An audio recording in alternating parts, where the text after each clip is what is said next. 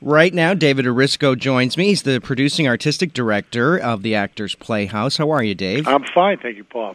We've got so much to cover, and our time together is so short. So I we know, want to I talk know. about the new season, which we're going into 2011, 2012, and actually starting October 12th, which is really right around the corner. Absolutely. You're opening up the season with Hairspray. You can't stop the beat. You cannot stop the beat, and I think you would like to let me in. I'm sure you're going to tell me. Who's starring? Yeah, this is scary. This is scary stuff. I've actually agreed to return to the stage, and I am playing Edna Turnblad. I am playing the mom of Tracy Turnblad, the role that was originally Divine did in the John Waters film, and then Harvey Fierstein did it in New York, and John Travolta did the film, and I'm going to... And Dave Arisco in Miami. I'm going to shave the beard and put on a dress. That's my kind of play. Oh, now, boy. And you know what? It is such a happy show. It is so much fun. It's fun to do. It's fun to watch. The musical is so much better than any other version. It just hits on every single beat. We've got an amazing cast to play the adults and the young people. I'm just really looking forward to it. I mean, I'm going to be supported by some terrific people. And you're in rehearsals now. Yeah, and we've got things going, and we've got the set will be is being built and designed by Sean McClellan, the same person that did August Osage, and we've got Dave Nagy doing musical direction, and Barbara Flatten doing choreography, and two hometown people returning to play two of the principals. A young lady, Jolene Mujica, is coming back from New York to do Tracy Turnblad, and a young gentleman, Ronald Duncan, is coming into town to do Seaweed, and they're both homegrown talent. Nice. From the Miami area who have gone on to become professionals and work all around the country, and they're coming home to do two of the leads. So if people don't know the story, Tracy is the pleasantly plump teenager who wants to dance on the Corny Collins show. And, of course, we're dealing with the fact that at that time the network, the TV show is segregated, and it's only once a month when they allow the black performers to be on the show. And so there's a social commentary in the play, of course, but it's really about fun, really about entertainment and having some fun with the time period. Well, let's move through the season because our time is limited, and you've got a wonderful Christmas Carol is going to be bringing the holidays. Well, we're actually doing a piece that's called Jacob Marley's Christmas Carol, and it's really a new twist on Christmas Carol that was done a few years back around the country, and then it kind of went away a little bit.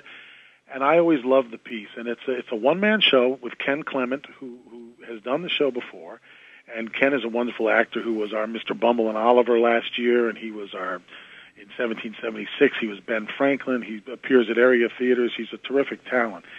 And in this show, he plays dozens and dozens of roles, but the twist is that Jacob Marley has to come back and save Scrooge's soul. So he has to come, as you know, in the original Christmas Carol story, he shows up and tells them the three spirits are going to visit him during the night. But, of course, in this version, Jacob Marley is doing this for his own penance. To be able Interesting twist. Yeah, and he appears as the different spirits to come and visit Scrooge, because at the end of the day, if he can save Scrooge's soul, he can then move on to the next platform of the afterlife. Just when you think the story of A Christmas Carol you've seen and heard a million times, we've got another angle. It really is, and you know what? It's really funny, and it's very moving too. It actually has a beautiful, sweet ending, because Marley's at this way station, to be able to save his own soul for all of the bad deeds that he's done, and it's like you said, it's a new twist, and it's a great feel-good show for the holidays. It's for the holidays, opening December 7th through January 1st. That's right. Now, this next program that you have is Next to Normal. It's a musical, but right.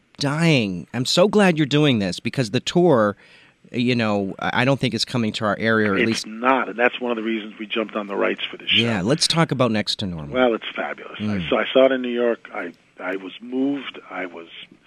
I've said to myself, okay, musical theater has a future, and the future is Next to Normal. It's this amazing...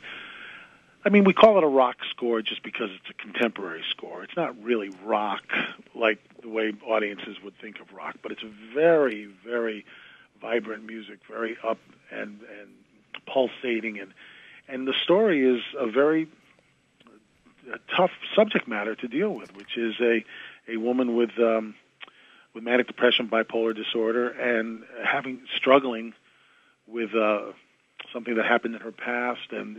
But the story is told very much, how does this illness, this mental illness, affect the family? And there's sort of we don't want to. We can't give it away. We can't give it away, because, but it's a very intriguing, emotional roller coaster.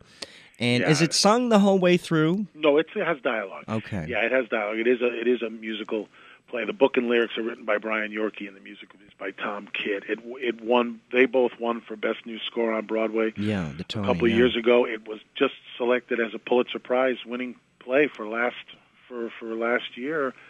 And that doesn't happen to a musical very often. Another favorite of audiences, Joseph and the Amazing Technicolor Dreamcoat. Yeah, we are. We're bringing it back. We did Joseph.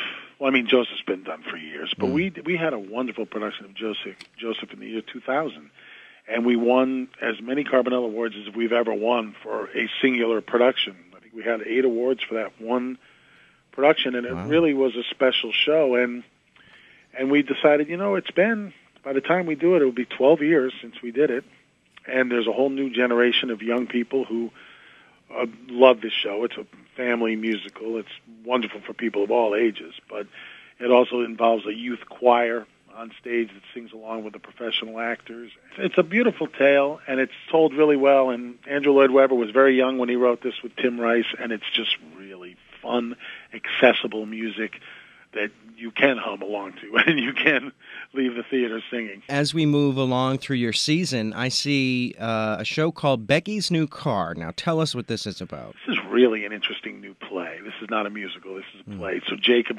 Marley's Christmas Carol and Becky's New Car are 2 plays for the season, and the others are musicals. This is a play that was commissioned in Seattle area, and a gentleman actually, a patron of the arts, commissioned a play as opposed to the theater doing the commissioning. And he had it written as a birthday present for his wife, which is really interesting, and I think a wonderful story of how people can help the arts and culture with financing new projects. And but it's a fun play about a woman, middle-aged woman, kind of at the crossroads of life, where her marriage isn't really going anywhere special, and her young son is back home again, living home, and she's in the doldrums of the same old job, and she has an opportunity. A millionaire wanders into her car dealership and offers her a new life, an opportunity for a new life, and what should she do? And it's really very funny. It has some interactive aspects to it. We're doing it in the small theater upstairs, 300-seat space, and it's just a refreshing new play that really is entertaining, and it has something to say also. So I'm really looking forward to doing it. It's been successful at some other regional theaters around the country, and we're looking forward to bringing it to Miami. Now, the title of the next program is really funny to me. Real Men Sing Show Tunes and Play with Puppets. Now, this is how I live my life, I want to tell you. That's our working title, yes. Well, this is literally a brand new play. We decided a couple of years back that we'd like to do at least one world premiere every year, for the audiences who know that, the idea is that we're the first theater where you will ever see a production of this play. And this one is for next year, and it's written by 2 gentlemen, Paul Lewis and Nick Santa Maria, who have roots here in South Florida, have worked here in the past, and they've come up with a new vignette, comedy, sketch, song, musical about real men. And real men singing and dancing and using puppets on stage to tell their story. And it's an adult show. It is a mature show about the world according to men. In other words, you see so many musicals are written for women, about women, that we thought we'd write one for men. Now, that doesn't mean it's just for men. Of course, women can come and have a lot of laughs at what makes a real man. And that the show explores that. What does that mean? And sing show tunes as well. We're singing songs. And play with puppets. Well, both of these gentlemen have a history with working in puppetry, and we decided to incorporate their knowledge of puppets and build some and have some additional characters in the show. I see. And you do mention on your literature that although it does have puppets, it's absolutely an adult play. Yeah, there's a fun little warning that we have that says, although there is puppetry featured in this production, this show is not suitable for children, only the childish and immature. We're just trying to let people know that it is a mature theme, and that it is fun, and we're behaving like men, childish and immature. I love the title. Real Men Sing Show Tunes. And play with puppets. And play with puppets. That's my Facebook status when I go to Magnum Piano Bar in Miami. Have you ever been there? No, I've heard it, but I've not been there. It's show tunes galore, and it's a lot of fun. Sounds good. Well, David Arisco, Artistic Director, Actors Playhouse, as always, thank you so much for taking the time to talk to us. Thank you, Paul.